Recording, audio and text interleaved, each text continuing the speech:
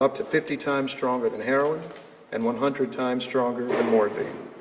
Just 2 milligrams of fentanyl equal to 15 grains of table salt is considered potentially a lethal dose. And our messaging will also include how to administer Narcan properly. The campaign the city will run will include engagement with Ride KC, billboard companies, television stations, and more to ensure we're reaching Kansas Cityans through every way possible. And messages will be strategically targeted to all neighborhoods of Kansas City, including those that have experienced the highest rate of overdose deaths, which at this time includes Kansas City's Northland and areas of the west side of Kansas City. I'm also proud to announce that before the end of the year, Kansas City will be hosting a fentanyl summit in partnership with the Health Department, community partners, and the Kansas City Police Department to build on our efforts to raise awareness and prevent overdoses. Later today at City Council and yesterday in committee, we spent time talking about an ordinance that does a few different things. And I want to thank both our Chief Science Officer, Alex Francisco, and KCPD Sergeant Aaron Benson in connection with helping us get to this point. That ordinance looks to do a few things. First, it will require all fatal and non-fatal overdoses to be reported to the Kansas City Health Department within 24 hours. It will require us to make sure that we're investigating overdose protocols, doing follow-up in connection with tracing where people are finding fentanyl, where the problem begins, and importantly, it will create an overdose fatality review board to review overdose data to come up with solutions. Since yesterday, I've been asked by a few different families that have been touched by the fentanyl crisis, what role do victims play, what role do families play? For us, we believe those are important ones that they will serve. Our overdose fatality review board includes space for those who have been touched by this crisis, those who have survived, those whose family members we may have lost. And so we will make sure that as we talk about prevention, it isn't just us and law enforcement and government or the health department who are taking these steps to make a difference, but instead we're truly visiting with every community. Accurate and efficient reporting, accurate and correct sharing about the dangers of fentanyl, and importantly, making sure that we follow up in public health prevention and public safety enforcement are key steps of what we will do to make sure we're addressing this crisis. I want to commend, as I said before, both Dr. Francisco and Sergeant Benson. One may ask where this conversation comes from. And first, I will note that these are conversations that have been occurring in Kansas City for some time. I commend all who have been in this work for some time, including our public health and law enforcement officials. But some weeks ago, they both attended a conference in New York City where we talked about and discussed what steps a community can take in connection with fighting the fentanyl crisis. This is something that is impacting every community, large cities, small towns, and everything in between. But Kansas City is committed to making sure that we help prevent a growing crisis, that we don't see these types of astonishing numbers long into the future, and more than anything, that we listen to the experts who can help make a difference in this. We will hear from them in just a moment, but first, I wanted to make sure we heard from 4th District at Large City Councilman, someone who was prosecuted for years, someone who is of this community, and that is Councilman Crispin Rea. Will be followed by Dr. Francisco, Sergeant Benson, and then our guest from Berkeley, and we'll come back for questions after that. Councilman. Good afternoon. My name is Crispin Rea, and I represent the 4th District at Large. The opioid crisis is here. It's been here for the last couple of years. It's wreaked havoc on our families, on our friends, on our kids, and on our neighborhoods. Based on the data we have available to us today, there are clear concentrations of overdoses and overdose-related deaths in the 4th District. But we are here today to stand in that breach and say that this will not be the new normal. Data collection and detection are key and important elements to any effective public health strategy. And that is exactly what the ordinance that we're going to vote on today will provide. I want to thank the mayor for his leadership on this, KCPD, and specifically our public health department and professionals for being vigilant in monitoring this crisis and proactive in coming to us with solutions. Thank you. Hello, everyone. I'm Dr. Alex Francisco, and as stated, I'm the Chief Science Officer for the Kansas City Health Department. I'm very excited to work towards the passage of this ordinance. As you all know, everybody is referring to the opioid epidemic as an epidemic. And I'd like to say today we're taking some of those first steps to treat it as such. The efforts involved in the collection of these data, the surrounding circumstances that these overdose investigators will be collecting will allow for real targeted interventions and relationship building with the community of folks who are experiencing substance use disorder. This will position us in an ideal situation to reduce the harm that this epidemic is causing throughout the community, and using this information, we'll be able to be there when these folks are ready to receive the treatment that they can in order to end their substance use. That's really all I have. Thank you very much. Good afternoon. My name is Sergeant Aaron Benson of the Kansas City, Missouri Police Department Drug Investigation Squad.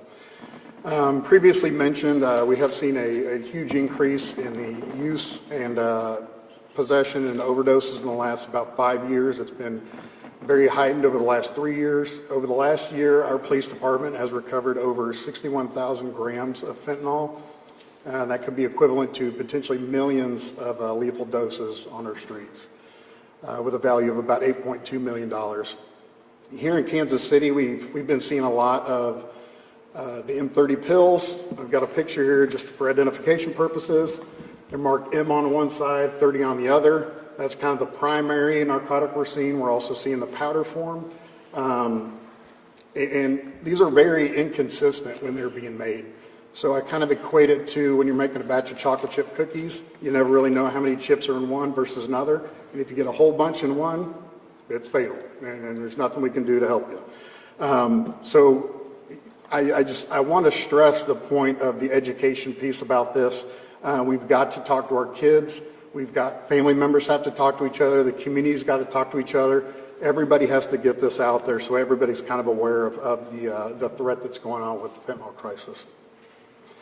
We've had a couple cases in general where people have snapped one pill in half and one person overdosed from one half and the other half they did not. That just kind of shows the inconsistencies of those. So again, the education piece is very huge, but also the traffickers and the dealers is our responsibility. If you have any information, any tips, 474-TIPS, please call us. We're doing everything we can with our local partners, our federal partners, to do everything we can to get this stuff off the streets. Thank you.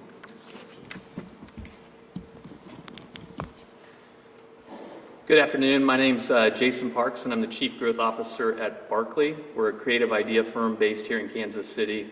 If you're familiar with Barkley, you may think of us as an advertising or marketing firm. But really at our core, what we do is help solve problems. And I think you've obviously heard today, this is a serious problem in Kansas City. And we take pride in making big impacts. And to be honest, I don't know if we could have a bigger impact in helping with this crisis. So it's really our privilege to collaborate with the city in launching this campaign against the fentanyl crisis. The Barkley team is going to be working hand in hand with Kansas City, the Health Department, KCPD, and to understand the dynamics of the fentanyl challenges right here in the city. In the coming months, you're going to witness a campaign that reflects our dedication to making a real positive impact. So I'd like to thank Mayor Lucas for trusting the team at Barkley to do this very important work. Together, we hope to raise awareness, inform our community, and actively contribute to creating a safer Kansas City for everyone. All right, we're happy to take any questions that any of you might have. Mr. Mayor, this is really kind of a continuation of the OxyContin issue that our country has been plagued with for well over a decade. Why is it just now that something or that the health department is being empowered to track this information? Why has it taken so long for the reporting mechanism to? I think as to the question of why now, I think we are looking at the tremendous impact that we're facing. When we see the increase of deaths and overdoses, that 2017 to 2021 metric has been a dramatic one. And so while certainly there has been a problem in our community with drug abuse, with addiction issues over time, I think we are seeing a very stark problem. Synthetic opioids or fentanyl having the amount of increase that they've had over the last several years is something that has arrested our attention. And when you're looking at overdose deaths, outpacing the already incredibly high number of homicides and other areas of unnatural cause deaths, then I think we see that this is something that deserves truly our attention.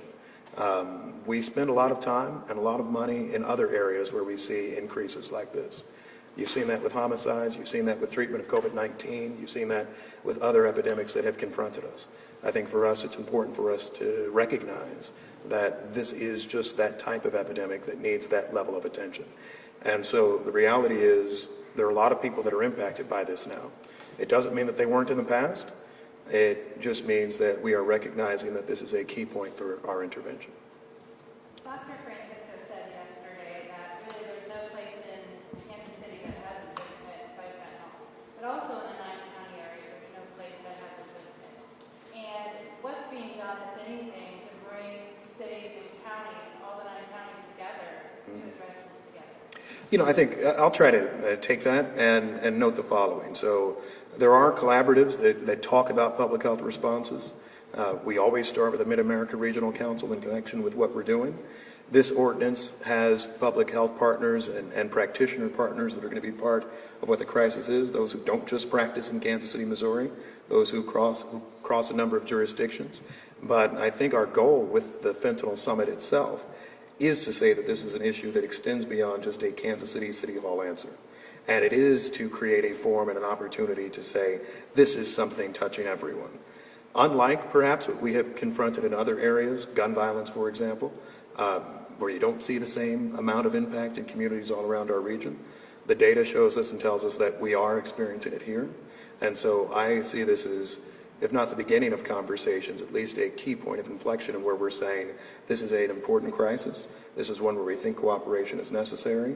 And as we build out both the Fentanyl Summit and our advertising and marketing campaigns, in no ways are those limited to Kansas City. So I'll expect us to invite our public health partners around the community and the region and our other elected official and law enforcement partners. I will say this on behalf of my fellow police commissioners, by the way, and I think Sergeant Benson may agree, our police department works with federal partners, other state and local partners every single day in making sure we address those issues, both here in the Kansas City region and far beyond. And that will continue, and frankly, we hope to enhance that in every opportunity that we have. This question is for the police officer over here. I'll answer first, and then I'll see, just so he doesn't get in trouble. Yeah, go ahead. Or, I'll figure it out. yeah, go ahead. Well, it just seems like the metro area, the Kansas City, Kansas, they've created a unit, a police unit, to deal with this. So I guess it was one question I wanted to ask. And also, you're not really giving us a lot of information what parents can do, because, I mean, we have teenagers and what have you have access to a lot of this through website, through Facebook, and we're not talking about that. You know, so I'll speak to the police unit first, and then I'll probably ask the sergeant, and I'll tip you off to talk a little bit about what information can we share with parents, what type of message should we have, noting that we're going to look to build that up as time goes on.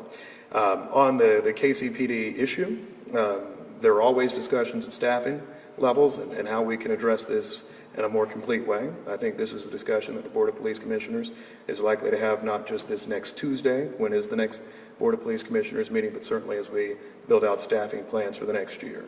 It would be my dream that we could have 10 Sergeant Bensons that are doing this type of work.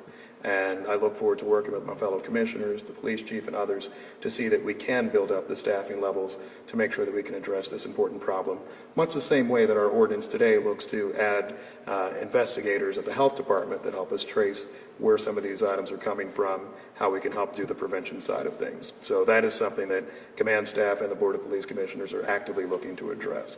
In terms of the messaging that we may offer to parents, I don't know, Sergeant, if you have some thoughts. I think the biggest piece is maybe if the DEA has a program out there called One Pill Can Kill, and on their website, very easy to get to, it kind of explains a lot of things to look for, maybe ideas that parents can do with their kids, but I think it's just an education piece of sitting down and talking to your children, letting them know. And I would start as low as possible, as young as possible, because, I mean, they're seeing stuff in middle school.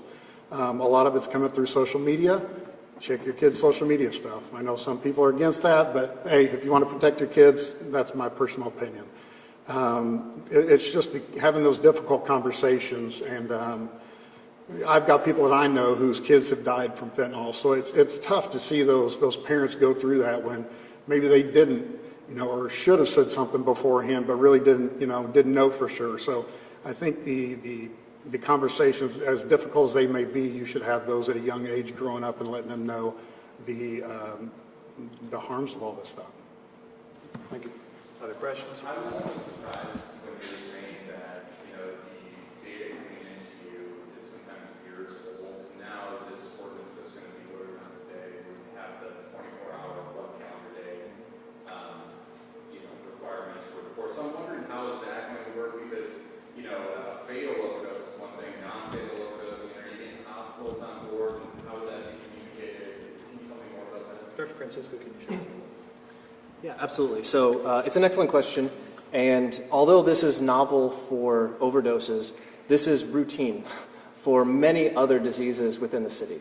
Every day, if God forbid there were a case of anthrax in the city, that actually has a single hour reporting requirement. Within 1 hour of that knowledge, you have to report that information to the health department. So we have all the infrastructure necessary to take in this information. The hospitals do this type of reporting in other domains already just as quickly, if not more quickly in certain instances.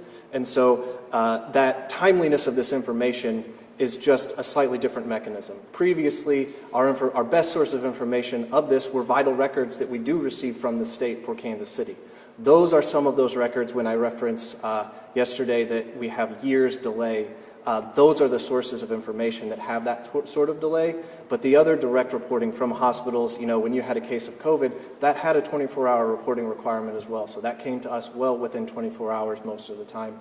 And we're capable of intaking that information and then utilizing and mobilizing it. That's the really important piece here.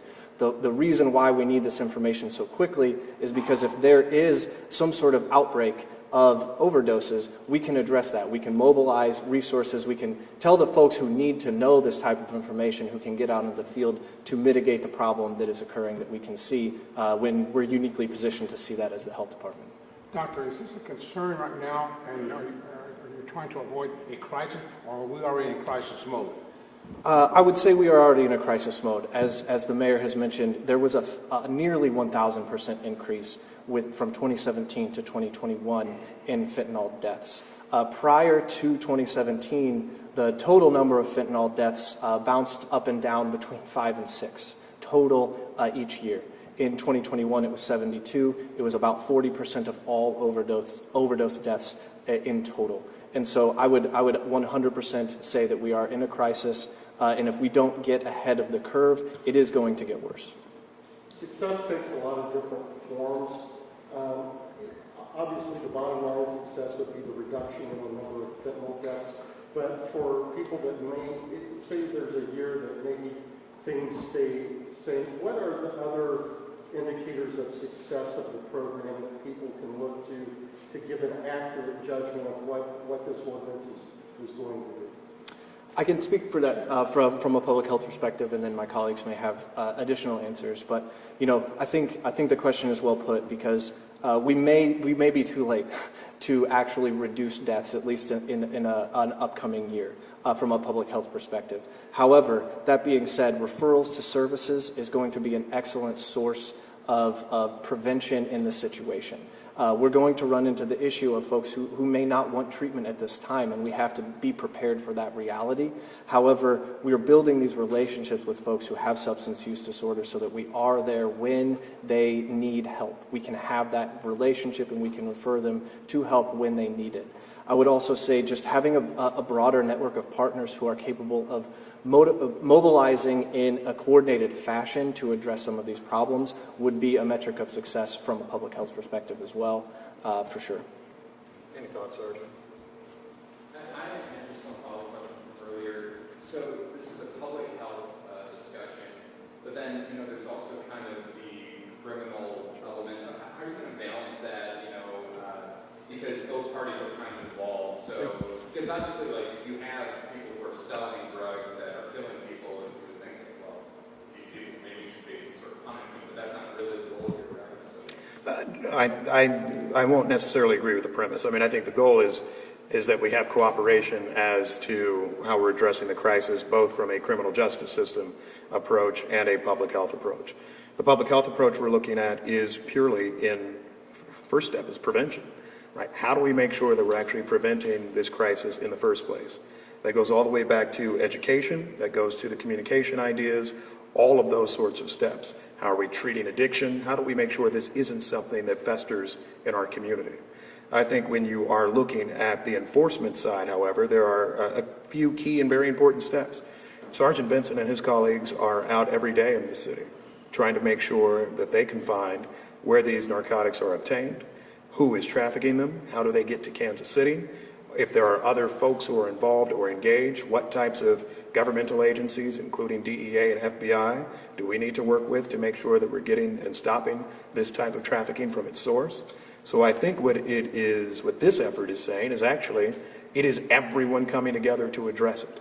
This is not an issue that is simple as saying, let's call KCPD, add 3 more detectives, and then we'll have the problem taken care of forever. In the same way, however, that it's not, we'll just call the health department and they will be able to prevent it by hiring 3 more investigators, 2 more psychiatrists, and call that a day. You are recognizing, and perhaps to the question that kicked off this press conference, we are recognizing that when you have this substantial of a concern, it actually takes very real, consistent, and coordinated cooperation across agencies of Kansas City and beyond to make sure that we're speaking to it. But in many ways, the first step, I believe, is to destigmatize the existence of the problem or the issue at all. As the sergeant just noted, there are many people who wouldn't expect that their loved one, their child, their parent, their brother, their husband, who knows what, might find a pill, might be somewhere where they could take a pill. And this is why programs, efforts like One Pill Can Kill are so important in what we're sharing. I will just share a brief anecdotal story. It's a slightly different social problem, but it goes to show how things are. I'm using ibuprofen because it hurts me to run. I don't know, I'm almost getting to that point. Right, my 2.5-year-old son sees the pill and he's like, he wants Dada's blue pill, ibuprofen. Right, it's the sort of thing that in the past, right, we've come up with more protected bottles for where you put these things. We talk about how we store them safely. We have had a number of public health responses to avoid those types of issues.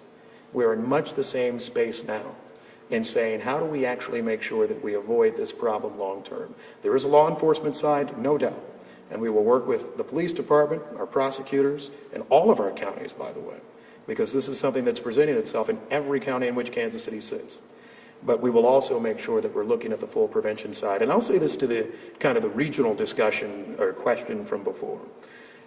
COVID-19 and other crises with which we've dealt, one thing that I like about being the mayor of Kansas City and working with people like this is perhaps we're able to have a megaphone that at times other people don't have.